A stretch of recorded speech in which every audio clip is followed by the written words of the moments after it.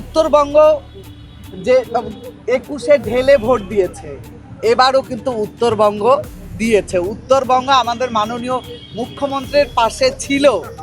হ্যাঁ, তাই এবার উত্তরবঙ্গে আমাদের অনেককেই মন্ত্রিত্ব দিয়েছে, সঙ্গে আমাকেও মন্ত্রিত্ব দিয়েছে।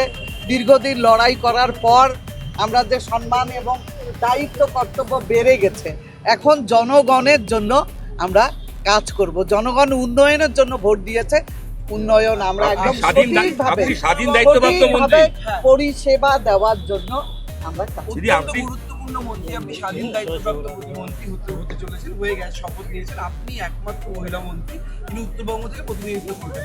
উত্তরবঙ্গের মহিলাদের অনেক বঞ্চনার অভিযোগ রয়েছে। উত্তরবঙ্গ বিভিন্ন কারণে, তারা নানান কারণে, জল থেকে শুরু করে একাধিক সমস্যা। কিছু ভেবেছেন মন্ত্রী হয়ে কোনো স্পেশাল কোনো কাজ করবেন উত্তরবঙ্গে?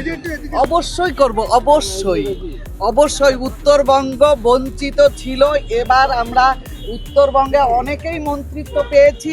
সবাই মিলে একসঙ্গে একদম জনগণকে সঠিক, স্বচ্ছতা এবং সুষ্ঠুভাবে জনগণের যে দাবি ছিল যে প্রকৃত উন্নয়ন হোক, সেই উন্নয়ন আমরা এবার করব।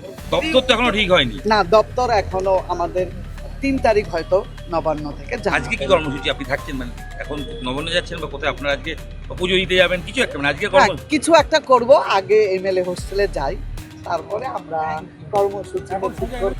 দেখুন, আমরা সবাই মিলে বসবো যে উত্তরবঙ্গের নদীর থেকে যে বালি পাথর যে পাচার হতো, এগুলোকে আমরা হ্যাঁ সব কিছু উত্তরবঙ্গের সম্পদ এনে দক্ষিণবঙ্গে ব্যবসা চলছে বা বাণিজ্য চলছে।